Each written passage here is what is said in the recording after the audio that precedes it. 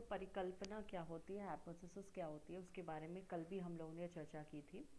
तो हाइपोथेसिस जो होता है उसके बारे में मैंने आपको बताया था कि समस्या निर्धारण के पश्चात जो है सबसे प्रमुख कार्य जो होता है वो होता है हाइपोथेसिस जनरेट करने का, यानी कि हाइपोथेसिस को बनाने का कार्य सबसे इम्पोर्टेंट होता है। ठीक है। अब ये हाइपोथेसिस क्या है इसके बारे में आप लोग जान लें तो बेहतर रहेगा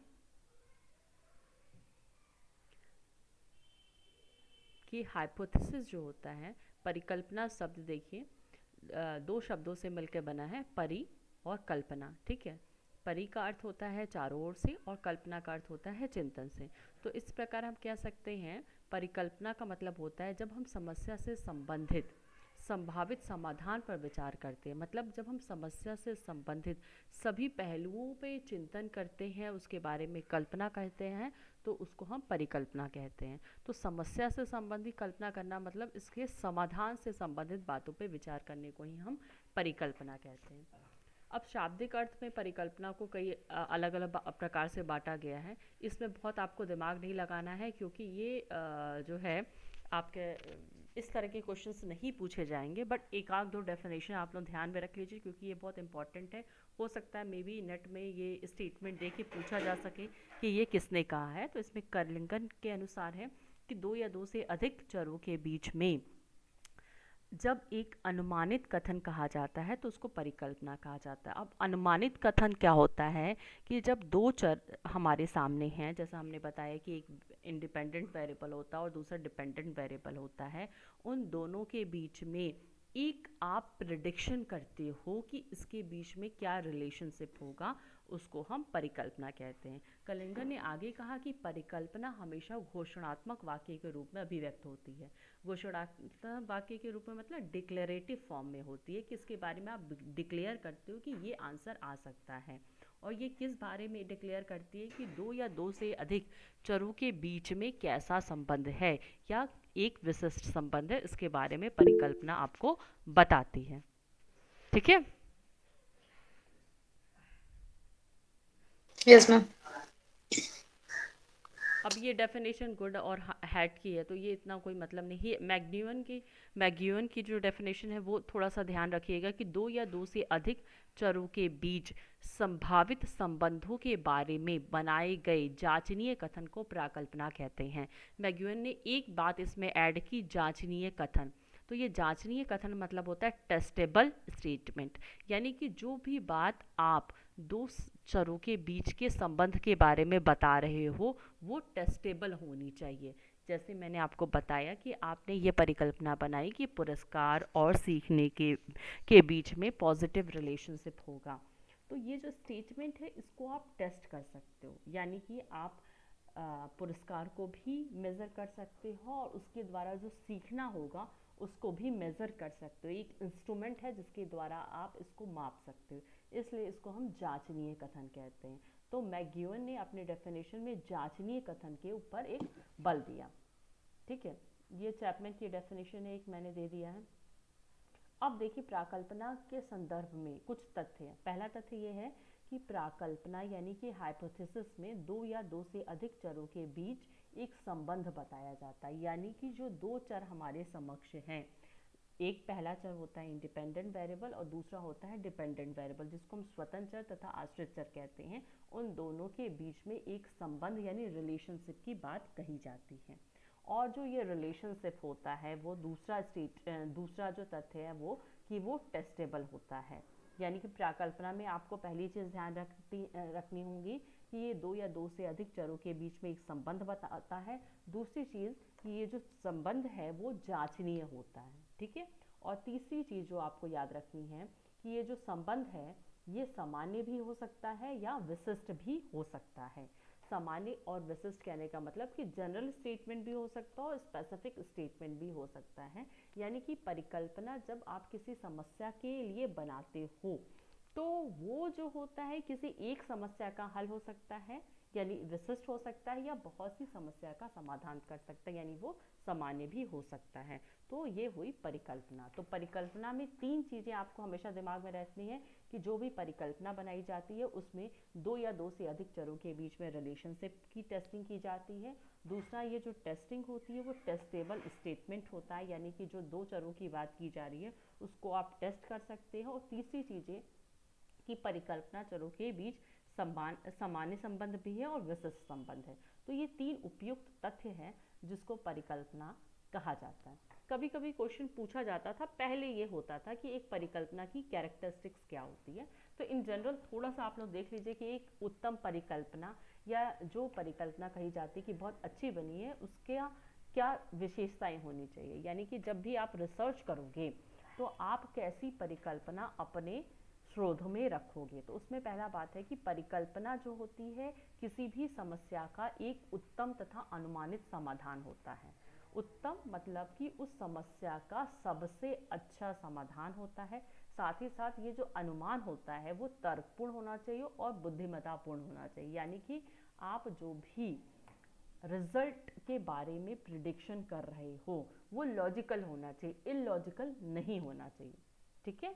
दूसरी चीजें हैं कि वो जो परिकल्पना है उसकी वैधता का परीक्षण किया जाना चाहिए। वैधता मतलब कि जो आपने बनाया है हाइपोथेसिस, उसको चाहे आज आप टेस्ट करके रिजल्ट दो चाहे कल करके दो, उसका रिजल्ट जो है सेम आना चाहिए। दूसरी बात, हो सकता है कि समय का या उम्र का कोई इफेक्ट पड़ सके, बट जिस समस्या के लिए आपने परिकल्पना बनाई है उसका समाधान जरूर होना चाहिए। ये नहीं कि आपकी समस्या कुछ दूसरी है, आप दूसरी परिकल्पना बनाओगे तो वो वैध नहीं होगी।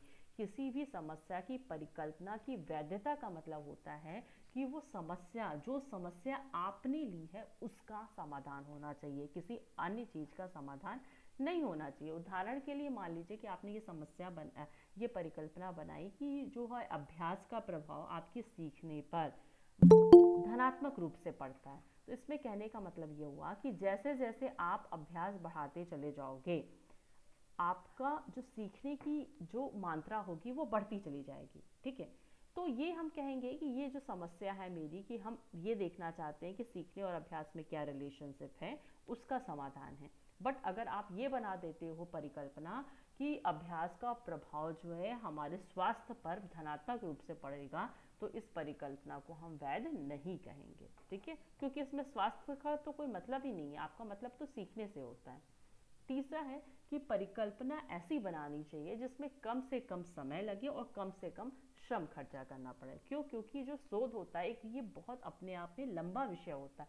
एक शोधार्थी को अपने शोध को करने में कम से कम 4 से 5 साल लगता है अगर वो ईमानदारी पूर्वक रिसर्च करता है, शोध करता है तो इसीलिए कहा जाता है कि जो परिकल्पना बनाई जाए वो इस तरह की बनाई जाए कि वो कम से कम समय में और कम से कम पैसे में उसका हल निकल जाए। नेक्स्ट है परिकल्पना जो है तार्किक पूर्णता, वस्तुनिष्ठता और व्यापकता का गुण होनी चाहिए। अब वस्तुनिष्ठता का मतलब होता है ऑब्जेक्टिवनेस से, तार्किक पूर्णता का मतलब होता है लॉजिकल क्लैरिटी से, और व्यापकता का मतलब होता है वाइडनेस से। तो यहाँ एक अच्छी परिकल्पना उसी परिकल्पना को कहा जाता है जो पूर्ण रूप से वस्तुनिष्ठ हो, यानी कि उस पर आपकी मनोवृत्ति का कोई प्रभाव ना पड़े।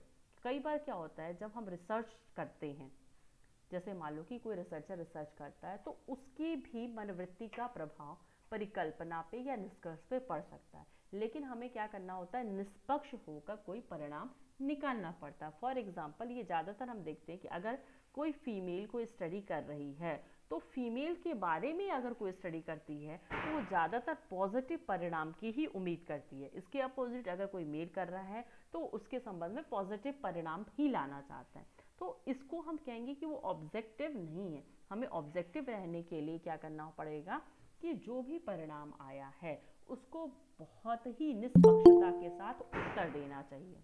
ठीक है, कभी भी अपने जो टेंडेंसी है या अपनी चीजों को किसी पर थोपना नहीं चाहिए। ठीक है।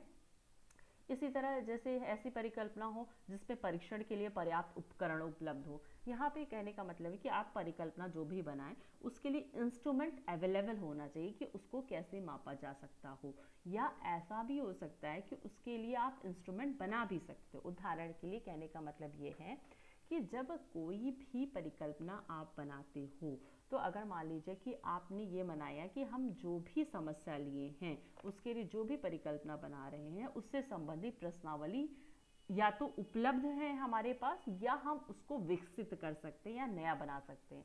लेकिन हमें ऐसा कोई जो है शोध कार्य में थोड़ा सा नहीं पढ़ना चाहिए जिसका जो उपकरण है वो नहीं बन पाए। जैसे मान लीजिए सत्यनिष्ठता का उपकरण बनाना थोड़ा सा मुश्किल हो जाता है, ठीक है। जैसे नैतिकता का है, इसका उपकरण बनाना थोड़ा सा मुश्किल हो जाता है। तो हमें कुछ ऐसी चीज़ें होती हैं जो हमारे बियॉन्ड लिमिट है, जैसे ईश्वर के एग्जिस्टेंस से रिलेटेड अगर आपको कोई बनाना है, ईश्वर है, अल्लाह है, उसका एग्जिस्टेंस है, इससे रिलेटेड अगर कोई आपको क्वेश्चन बनाना है तो इसमें बहुत सी प्रॉब्लम्स आती हैं। तो इस तरह की परिकल्पना का जब हम निर्माण करते हैं तो हमें बहुत ज़्यादा समय लगता है, श्रम लगता है, और सही रूप से उसका मापन भी नहीं होता है। तो इस तरह की चीज़ों को हमें थोड़ा सा नहीं लेना चाहिए। दूसरी बात है, ये बहुत ही सेंसिटिव इश्यूज होते हैं, तो इसको हमें नहीं बनाना चाहिए। नेक्स्ट है परिकल्पना की पुष्टि स्वीकृति या अस्वीकृति की संभावना लगभग 50-50% होनी चाहिए। इसमें कहने का मतलब ये होता है, जैसे आपको मैंने पहले भी बताया है कि जब भी हम कोई समस्या लेते हैं तो उससे संबंधित जो संभावित कथन होते हैं वो हम क्या करते हैं, डेटा कलेक्ट करने से पहले बना लेते हैं। दैट मीन्स कि हम कोई स्टडी जनरेट करने से पहले ही परिकल्पना बना लेते हैं। तो जरूरी नहीं है कि जो परिकल्पना हमने बनाया है वो स्टडी के बाद से अप्रूव ही हो, स्वीकृत ही हो, वो अस्वीकृत भी हो सकती है। तो ऐसी परिकल्पना को अच्छा माना जाता है कि उसको एक्सेप्ट होने और रिजेक्ट होने की जो चांसेस हैं वो 50-50% हों। लास्ट में है कि जो शून्य परिकल्पना होती है, शून्य परिकल्पना कहने का मतलब कि ऐसी परिकल्पना जिसमें आप कोई भी दिशा निर्देशन नहीं देते हो उसको हम शून्य परिकल्पना कहते हैं। उसको उचित माना जाता है या सर्वोत्तम माना जाता है। जैसे फॉर एग्जांपल, जैसे अभ्यास का हमने एक हाइपोथेसिस बनाई, एक समस्या हमारे पास है कि अभ्यास और परिणाम के अभ्यास और निष्पादन यानी परिणाम यानी कि परफॉर्मेंस के बीच में क्या रिलेशनशिप है, इसकी स्टडी करना चाहते हो। अभ्यास और निष्पादन में क्या रिलेशनशिप है, इसकी स्टडी करना चाहते हो, ये आपकी समस्या हो। इससे रिलेटेड आप हाइपोथेसिस बना सकते हो जिसको आप शून्य परिकल्पना कहेंगे कि अभ्यास का कोई प्रभाव नहीं पड़ेगा आपके निष्पादन के ऊपर। तो नो इफेक्ट की जो बात कहते हैं उसी को हम शून्य परिकल्पना कहते हैं। तो इस तरह की परिकल्पना हम बनाते ही इसलिए हैं ताकि वो जाके रिजेक्ट हो जाए, यानी कि वो कोई ना कोई डायरेक्शन दे दे। जैसे आपके रिसर्च का परिणाम यह आ सकता है कि अभ्यास का जो प्रभाव हुआ वो धनात्मक रूप से निष्पादन पे पड़ा, या आप इसका ये भी निष्कर्ष हो सकता है कि अभ्यास का जो प्रभाव है वो नकारात्मक रूप से निष्पादन पे पड़ा। तो अब हमारे पास क्या होता है कि जब हम शून्य परिकल्पना बनाते हैं तो हम उसको नो इफेक्ट वाली परिकल्पना बनाते हैं, तो इसको हम सर्वोत्तम मानते हैं, इसी को हम शून्य परिकल्पना कहते हैं। तो ये कैरेक्टरिस्टिक्स हुई हाइपोथेसिस की। जो हाइपोथेसिस में बेटा सबसे ज़्यादा समझने वाली बात है वो है टाइप्स ऑफ हाइपोथेसिस, जिससे आपके क्वेश्चंस जनरेट होंगे, ठीक है। टाइप्स ऑफ हाइपोथेसिस, अब देखिए तीन तरीके से इसको क्लासिफाई किया गया है। हमारी हाइपोथेसिस को यानी परिकल्पना के प्रकारों को तीन अलग अलग आधारों पर, बेसिस पे अलग अलग उसके प्रकार बताए गए हैं। पहला जो बेसिस है वो है चरों की संख्या के आधार पर, on the basis of number of variables, यानी कि आपका जो शोध है उसमें कितने चर होंगे उसके बेसिस पे जो परिकल्पना होती है वो दो तरीके की होती है। एक को हम साधारण परिकल्पना कहते हैं जिसको सिंपल हाइपोथेसिस कहते हैं, और दूसरी जो परिकल्पना होती है उसको हम जटिल हाइपोथेसिस, जटिल परिकल्पना या कॉम्प्लेक्स हाइपोथेसिस कहते हैं। चरों की संख्या का मतलब होता है कि हम शोध में कितने वेरिएबल्स ले रहे हैं। अगर शोध में हमारे पास एक वेरिएबल है तो एक इंडिपेंडेंट वेरिएबल है और एक डिपेंडेंट वेरिएबल है, तो इसको हम साधारण परिकल्पना कहेंगे। लेकिन अगर हमारे शोध में दो या दो से ज़्यादा इंडिपेंडेंट वेरिएबल हो और दो या दो से ज़्यादा डिपेंडेंट वेरिएबल हो तो उसको हम जटिल परिकल्पना कहेंगे। फॉर एग्जाम्पल साधारण परिकल्पना का हम देख सकते हैं जो अभी तक मैंने एग्जाम्पल दिया कि अभ्यास का प्रभाव निष्पादन पे क्या पड़ेगा। तो इस परिकल्पना में एक अभ्यास हुआ, वो जो इंडिपेंडेंट वेरिएबल हुआ यानी स्वतंत्र हुआ, और निष्पादन जो डिपेंडेंट वेरिएबल हुआ। तो इसमें एक इंडिपेंडेंट वेरिएबल है और एक डिपेंडेंट वेरिएबल है, तो इसको हम साधारण परिकल्पना कहेंगे। क्यों? क्योंकि इसमें एक चर की बात की जाती है, एक स्वतंत्र चर है और एक आश्रित चर है, यानी दो चर केवल होते हैं। दूसरा वर्गीकरण है जटिल परिकल्पना। जटिल परिकल्पना जिसको हम कॉम्प्लेक्स हाइपोथेसिस कहते हैं, इसके कहने का मतलब ये होता है कि इसमें जो चर होते हैं दो या दो से ज़्यादा भी हो सकते हैं। क्यों? क्योंकि जैसे फॉर एग्जांपल मान लीजिए कि हमने अपनी स्टडी प्लान की कि हमको जो है अध्ययन करना है सेल्फ कॉन्सेप्ट, सेल्फ स्टीम और एकेडमिक अचीवमेंट का। ठीक है, सेल्फ कॉन्सेप्ट, सेल्फ स्टीम और एकेडमिक अचीवमेंट का अध्ययन करना है, और ये अध्ययन हमको गांव के बच्चों पे भी करना है, ये अध्ययन हमको शहर के बच्चों पे भी करना है, ये अध्ययन हमको प्राइवेट स्कूल के बच्चों पे भी करना है, और ये अध्ययन हमको ग्रामीण स्कूल के पब्लिक स्कूल के भी बच्चों पे करना है। यानी कि इसमें आपका जो अभी डिज़ाइन पढ़ाएंगे 2x2x2 तरह का डिज़ाइन यूज़ होता है। यानी कि इसमें 3 इंडिपेंडेंट वेरिएबल होंगे और 3 डिपेंडेंट वेरिएबल होंगे। इस तरह का अगर कोई वेरिएबल्स वाला जो परिकल्पना बनाएंगे उसको हम जटिल परिकल्पना कहेंगे। नाम से ही स्पष्ट है कि इसमें क्या होंगे, संबंध जो है बहुत जटिलता पूर्वक होंगे। तो जब हम शोध में दो से अधिक चरों के संबंधों का अध्ययन करते हैं तो उसको हम, और उससे संबंधित कोई अनुमानित कथन बनाते हैं तो उसको हम जटिल परिकल्पना कहते हैं। तो जनरली जो साधारण परिकल्पना होती है वो शोध के लिए नहीं ली जाती है, जटिल परिकल्पना ही ली जाती है। क्यों? क्योंकि आपको रिसर्च है, एक बहुत बड़ा प्रोजेक्ट होता है उस पर। दूसरा है चरों के विशेष संबंध के आधार पर। चरों के विशेष संबंध के आधार पर कि दो चरों के बीच में कैसा रिलेशनशिप है, उसके बेसिस पे आपकी परिकल्पना को दो भागों में बांटा गया है। पहला है यूनिवर्सल हाइपोथेसिस और दूसरा है एग्जिस्टेंशियल हाइपोथेसिस। यूनिवर्सल हाइपोथेसिस का मतलब होता है कि जो कि इसके नाम से भी पता चल रहा है, वैसी परिकल्पनाएं होती हैं जिसमें जो चर होते हैं और उनके जो मान होते हैं उनका जो है हर एक परिस्थिति में, हर एक समय पर एक ही जैसा आप परिकल्पना बनाते हो। जैसे कल भी मैंने आपको एग्जाम्पल दिया था कि मानव के सीखने की प्रक्रिया जो है पुरस्कार तथा प्रशंसा द्वारा तेजी से होती है। इस तरह की अगर हाइपोथेसिस आप जनरेट करते हो तो इसको यूनिवर्सल हाइपोथेसिस कहते हो। यानी कि इस तरह का जो हाइपोथेसिस होता है हर समय, हर एक जगह पर लगभग एक ही जैसा बनाया जाता है। जैसे कहीं के भी इंसान हो, चाहे वो इंडिया में रहते हो, मतलब कहीं के भी शोधार्थी हो, कहीं के भी स्टूडेंट हो, वो अगर सीख रहे हैं तो उस पर जो है उसके सीखने पे हमेशा पुरस्कार और प्रशंसा का पॉजिटिव इम्पैक्ट पड़ेगा। इसको हम यूनिवर्सल हाइपोथेसिस कहते हैं। यानी कि स्पेसिफिक संबंध पे आधारित है कि ये लगभग सभी लोगों पे लागू होता है। दूसरी तरह है एग्जिस्टेंशियल हाइपोथेसिस। एग्जिस्टेंशियल हाइपोथेसिस कहने का मतलब ये होता है कि इसको बहुत से अधिक व्यक्तियों पे लागू ना करके कुछ लोगों पे लागू किया जा सकता है। यूनिवर्सल हाइपोथेसिस का सिंपल मीनिंग आप समझ लीजिए जिसको बहुत सारे लोगों पे लागू किया जा सकता है, और एग्जिस्टेंशियल हाइपोथेसिस वो हाइपोथेसिस होती है जिसको कम लोगों पे लागू किया जा सकता है।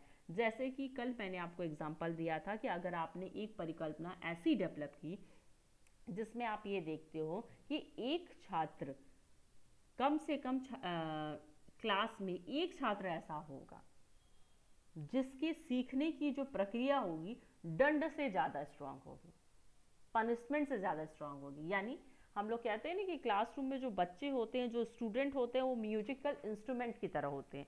कुछ बच्चे ऐसे होते हैं जो हारमोनियम की तरह होते हैं, ठीक है, जिसपे आप हल्का सा भी प्रेस करोगे तो वो सीख जाएंगे। लेकिन कुछ बच्चे ऐसे होते हैं जो बहुत कम परसेंटेज होते हैं, तबला की तरह होते हैं, जब तक उनको आप ठोकोगे नहीं तब तक वो आगे नहीं सीखते हैं। तो एग्जिस्टेंशियल हाइपोथेसिस तबले वाले ही लोग होते हैं। तो इसका ये कहने का मतलब होता है कि इस तरह की हाइपोथेसिस क्या होती है, ऐसी होती है जो कम से कम लोगों पे लागू होती है, और यूनिवर्सल हाइपोथेसिस क्या होती है, जो अधिक से अधिक लोगों पे लागू होती है। ठीक है।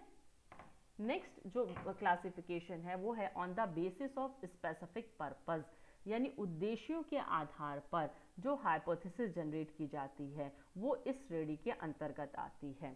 तो इस श्रेणी के अंतर्गत जो आने वाली हाइपोथेसिस है उसमें सबसे पहली जो हाइपोथेसिस है वो है आपकी, इसमें जो है थोड़ा सा स्पेलिंग गलत हो गया, कारणात्मक परिकल्पना, जिसको हम कैजुअल हाइपोथेसिस कहते हैं। कैजुअल हाइपोथेसिस जो कि कारण के संबंधों को बताती है कि ये कार्य क्यों हुआ।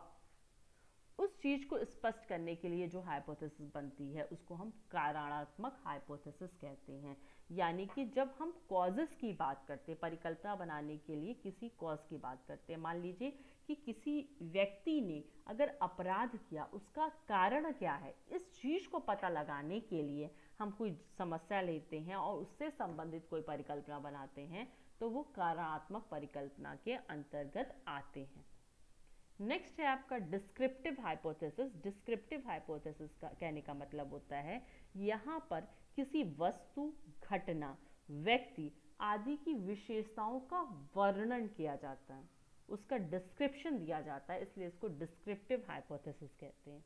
जैसे मान लीजिए कि हम ये देखते हैं कि किसी भी कॉलेज में जो स्टूडेंट्स हैं वो कैसे कपड़े पहन के आते हैं, ठीक है, या हमारे समाज में इससे रिलेटेड जो हाइपोथेसिस बना लेंगे वर्णन के लिए, डिस्क्रिप्शन के लिए, तो वो वर्णात्मक परिकल्पना के अंतर्गत आएगा। नेक्स्ट है आपका शोध परिकल्पना या कार्य रूप परिकल्पना, जिसको हम रिसर्च हाइपोथेसिस और वर्किंग हाइपोथेसिस कहते हैं। रिसर्च हाइपोथेसिस या वर्किंग हाइपोथेसिस कहने का मतलब ये होता है कि जब किसी सिद्धांत के आधार पे आप कोई परिकल्पना बनाते हो तो उसको हम रिसर्च हाइपोथेसिस कहते हैं या वर्किंग हाइपोथेसिस कहते हैं। सिद्धांत क्या हुआ, अगर हम मनोविज्ञान की बात करें तो सिद्धांत मतलब जैसे सीखने के बहुत से सिद्धांत हैं, स्मृति से संबंधित बहुत से, यानी मेमोरी से रिलेटेड बहुत से सिद्धांत हैं, फॉरगेटिंग के ऊपर बहुत सी थ्योरीज है। तो उस थ्योरी के बेसिस पे अगर कोई हाइपोथेसिस जनरेट करते हो तो वो शोध परिकल्पना के अंतर्गत आते हैं। उदाहरण के लिए हम ये देखना चाहें कि व्यक्ति सूझ सिद्धांत के द्वारा अधिक सीखता है या प्रश्न और भूल विधि द्वारा अधिक सीखता है, तो इसको हम शोध परिकल्पना कहेंगे। क्यों? क्योंकि ये एक सिद्धांत पे आधारित है, ये सीखने के सिद्धांत पे आधारित है, प्रश्न और भूल विधि जिसको थॉर्नडाइक ने दिया था, और साथ ही साथ इंसाइट थेरेपी जिसको गेस्टाल्टवादियों ने दिया था, उस पे आधारित है। ठीक है, तो इस तरह का जब हाइपोथेसिस हम जनरेट करते हैं कि जो कि किसी स्पेसिफिक थ्योरी पे बेस्ड है, तो उसको हम शोध परिकल्पना या कार्य रूप परिकल्पना कहते हैं। रिसर्चेस में ज़्यादातर यूज जो है होता है इस तरह की परिकल्पना का होता है, क्योंकि हम कोई भी चीज़ शून्य में नहीं कह सकते, उसके पीछे कोई ना कोई थ्योरी जरूर काम करती है। ठीक है, तो उसको हम शोध परिकल्पना या कार्य रूप परिकल्पना कहते हैं। नेक्स्ट जो सबसे इंपॉर्टेंट है वो होता है नल हाइपोथेसिस। नल हाइपोथेसिस नाम से समझ में आ, अच्छा ये चीज़ याद रखिए, जो आपकी शोध परिकल्पना है इसमें हमने नहीं दिया है, इसका फर्दर क्लासिफिकेशन भी है। शोध अभिकल्पना जो होती है दो तरीके से होती है, आप इसको लिख लें कि शोध अभिकल्पना भी दो तरीके की होती है। पहली शोध अभिकल्पना होती है जिसको हम डायरेक्शनल हाइपोथेसिस यानी दिशात्मक परिकल्पना कहते हैं। शोध परिकल्पना के दो प्रकार होते हैं, पहला प्रकार होता है डायरेक्शनल हाइपोथेसिस और दूसरा प्रकार होता है non directional hypothesis. Directional hypothesis वो हाइपोथेसिस होती है जिसमें हम अपनी शोध को एक दिशा देते हैं, उससे संबंधित हम कोई बात करते तो उसको हम डायरेक्शनल हाइपोथेसिस कहेंगे। और दूसरी हाइपोथेसिस है जिसको हम नॉन डायरेक्शनल हाइपोथेसिस कहते हैं, जिसमें हम अपनी शोध को कोई तरह का दिशा नहीं प्रोवाइड करते हैं, उसको हम नॉन डायरेक्शनल हाइपोथेसिस कहते हैं। अब ये याद रखिएगा, डायरेक्शनल हाइपोथेसिस को हम लिख लीजिए, डायरेक्शनल हाइपोथेसिस को हम वन टाइल्ड हाइपोथेसिस भी कहते हैं और नॉन डायरेक्शनल हाइपोथेसिस को टू टाइल्ड हाइपोथेसिस भी कहते हैं। यानी कि मैम एक फिर से बोलिएगा। डायरेक्शनल हाइपोथेसिस, जिसको हम दिशात्मक परिकल्पना कहते हैं, दिशात्मक परिकल्पना को हम एक पार्श्व परिकल्पना, एक पार्श्व परिकल्पना, क्या मैम वापस? एक पार्श्व परिकल्पना, और परिकल्पना। एक पार्श्व परिकल्पना, स्पेलिंग वन टाइड लिखिए, TAILED, ये दिया न्यूमेरिकल सॉल्व करने का। One tired hypothesis, TAILED, one tired hypothesis, English में ही आप लोग लिखेंगे। वन टायर्ड हाइपोथेसिस कहते हैं, जबकि अदिशात्मक परिकल्पना यानी नॉन डायरेक्शनल हाइपोथेसिस को हम टू टायर्ड हाइपोथेसिस भी कहते हैं, TAILED।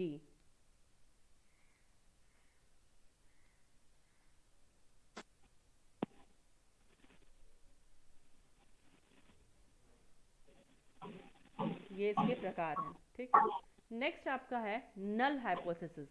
नल हाइपोथेसिस जो है रिसर्च हाइपोथेसिस के जस्ट अपोजिट होता है। इस हाइपोथेसिस को हम लोग कहते हैं hypothesis of no effect. Null hypothesis जो को हम कहते हैं हाइपोथेसिस ऑफ नो इफेक्ट। इस अभिकल्पना को हम प्रभाव नहीं की परिकल्पना कहते हैं, हाइपोथेसिस ऑफ नो इफेक्ट कहते हैं। नल हाइपोथेसिस बेसिकली वह हाइपोथेसिस होती है जिसके द्वारा हम चरों के बीच कोई अंतर नहीं होने के संबंध में उल्लेख करते हैं। नल परिकल्पना या नल हाइपोथेसिस वह परिकल्पना है जिसके द्वारा हम चरों के बीच कोई अंतर नहीं होने के संबंध में उल्लेख करते हैं। एक बार और बोल दीजिए मैम, जिसके नल द्वारा हम। नल हाइपोथेसिस वह हम्म। परिकल्पना होती है जिसके द्वारा हम चरों के बीच जी। कोई अंतर नहीं होने के संबंध में, कोई अंतर नहीं होने के संबंध में उल्लेख करते हैं।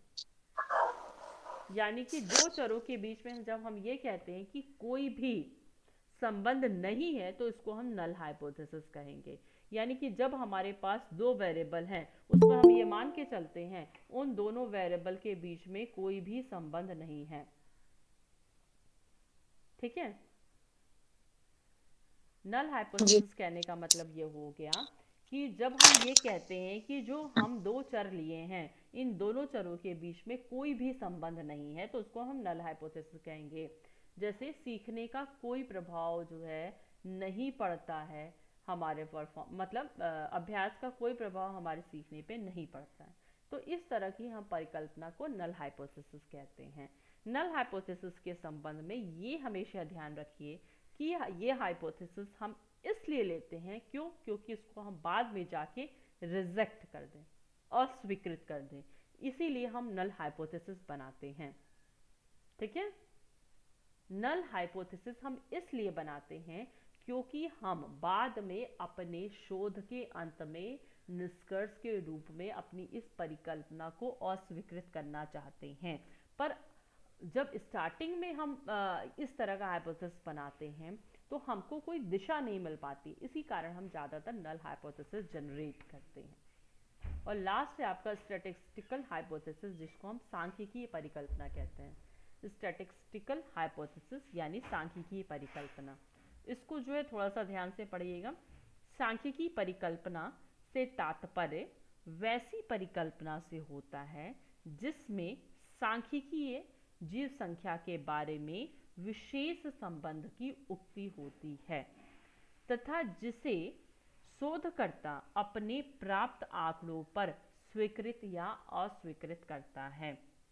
यानी सांख्यिकी परिकल्पना वो परिकल्पना को कहते हैं जिसमें आप जो पॉपुलेशन लेते हो, जो जीव संख्या का आप स्टडी करना चाहते हो, उसके संबंध में एक तरह से संख्या का आप प्रयोग करते हो, ठीक है।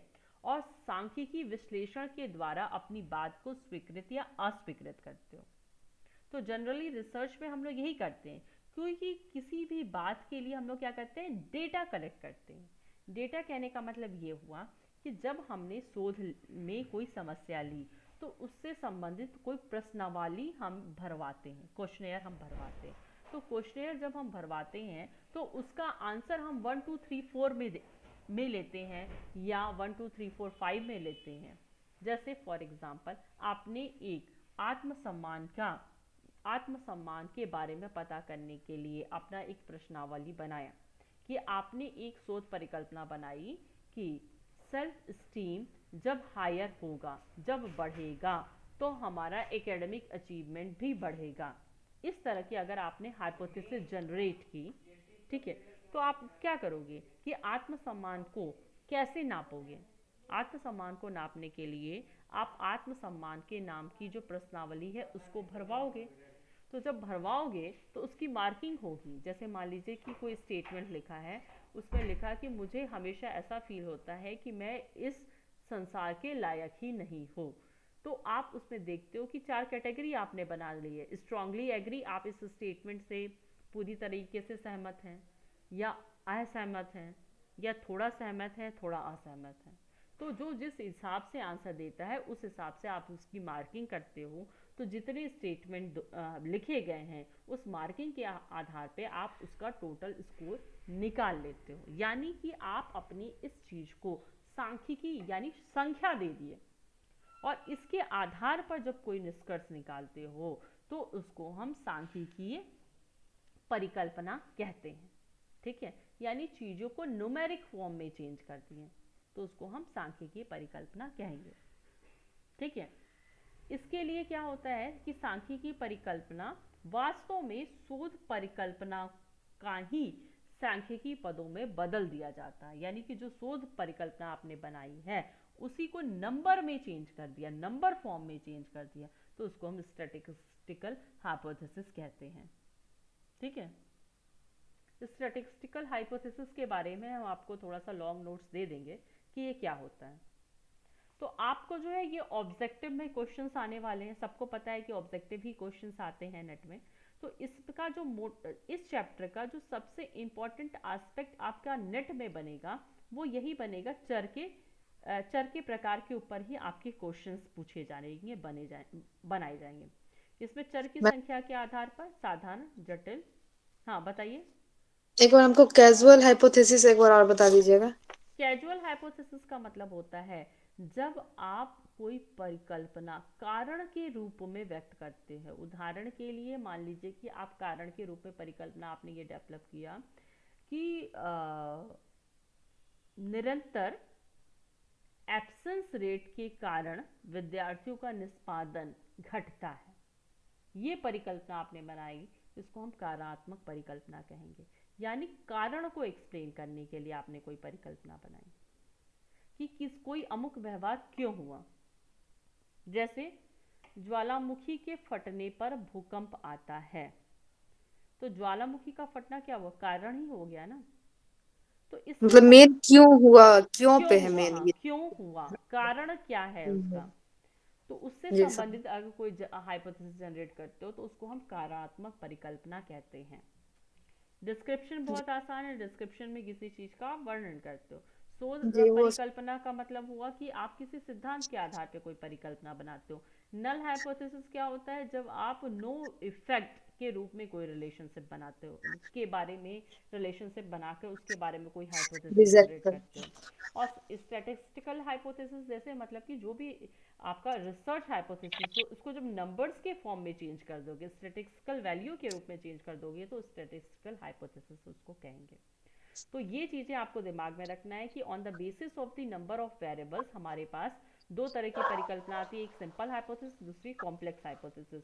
हमने हमेशा कहा है कि नेट के लिए आप हमेशा इंग्लिश वाले टर्म्स को यूज करोगे। ठीक है, ऑन द जी basis of the specific relation of variables, चरों के संबंध के आधार पर भी अगेन दो तरह का क्लासिफिकेशन है, यूनिवर्सल हाइपोथेसिस और एग्जिस्टेंशियल हाइपोथेसिस। यूनिवर्सल मतलब कि लगभग सभी लोगों पे ये लागू हो, और एग्जिस्टेंशियल हाइपोथेसिस मतलब कम से कम 1 या 2% पे लागू हो। तो सभी पे लागू होना और 1 या 2% पे लागू होना, ये मेजर डिफरेंस है दोनों के बीच में। इन दोनों के बीच में सिंपल हाइपोथेसिस और कॉम्प्लेक्स हाइपोथेसिस में मेन डिफरेंस है, इसमें केवल 2 वेरिएबल ले रहे हो, इसमें 2 से ज़्यादा वेरिएबल होंगे। इसमें एक इंडिपेंडेंट वेरिएबल और एक डिपेंडेंट वेरिएबल होगा, इसमें मोर देन 2 इंडिपेंडेंट वेरिएबल और मोर देन 2 डिपेंडेंट वेरिएबल भी हो सकता है। लास्ट जो क्लासिफिकेशन है वो है आपका on the basis of the specific purpose, यानी उद्देश्य के आधार पर जो आपकी हाइपोथेसिस का जो क्लासिफिकेशन किया गया है वो 5 किया गया है: casual hypothesis, descriptive hypothesis, research hypothesis, null hypothesis और statistical hypothesis. Research hypothesis again आपके 2 पार्ट में डिवाइडेड है, एक है डायरेक्शनल हाइपोथेसिस और दूसरा है नॉन डायरेक्शनल हाइपोथेसिस।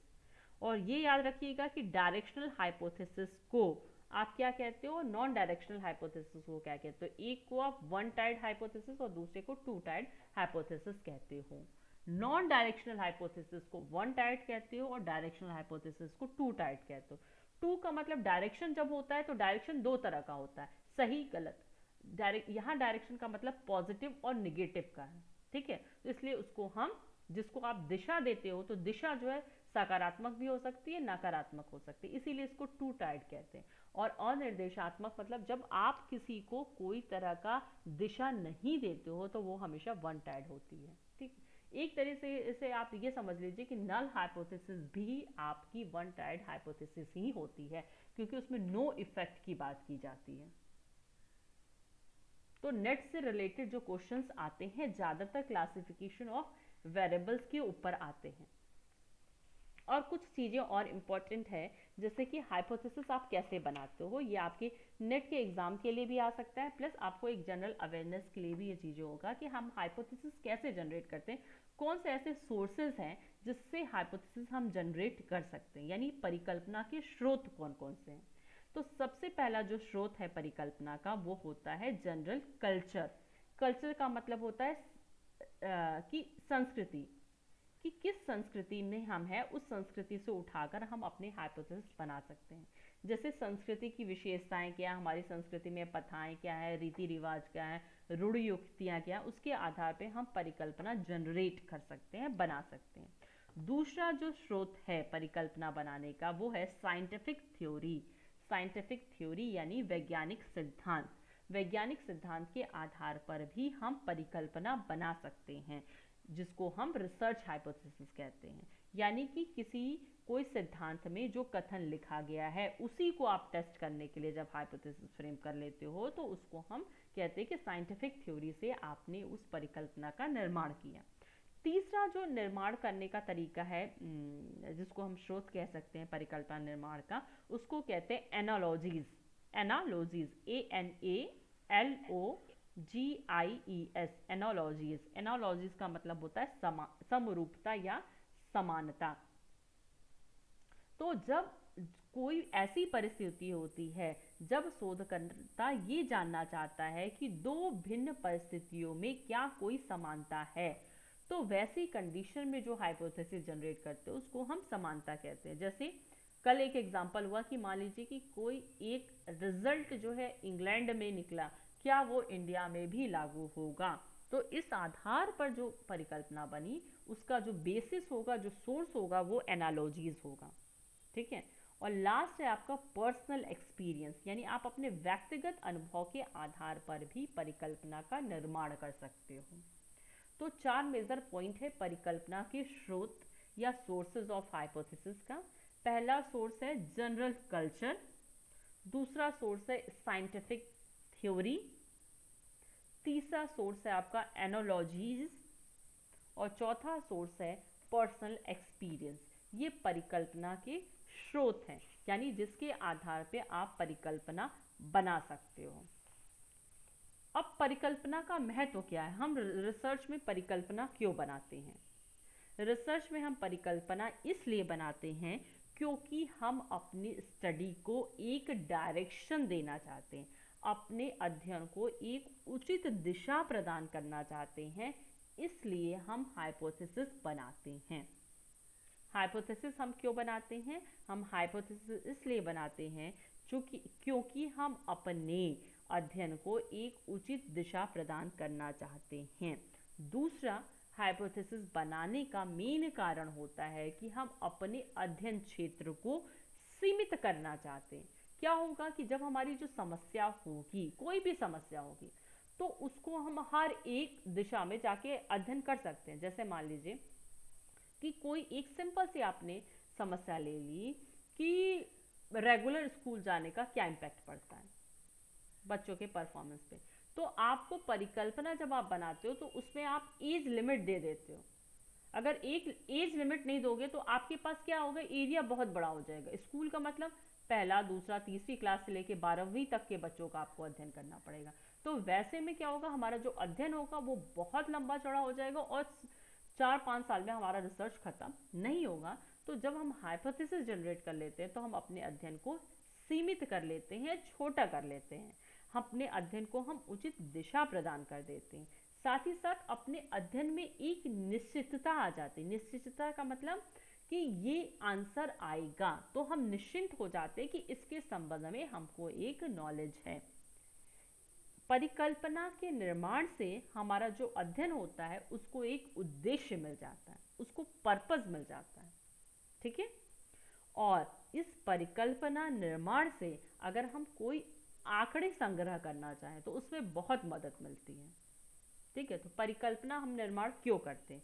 परिकल्पना निर्माण हम करते हैं कि हमें पहला तो आंकड़े विकसित करने में आसानी हो जाए, हमारा जो अध्ययन का जो उद्देश्य है वो निर्धारित हो जाए, हमारे अध्ययन में निश्चितता आ जाए, हमारा जो स्टडी है वो सीमित हो जाए, लिमिट हो जाए उसके लिए। और साथ ही साथ हम अपने अध्ययन को जब दिशा देना चाहते हैं तो परिकल्पना निर्माण के द्वारा हमारे अध्ययन को दिशा मिल जाती है। आपको मालूम है कि परिकल्पना जो होती है basically is a tentative answer of research question.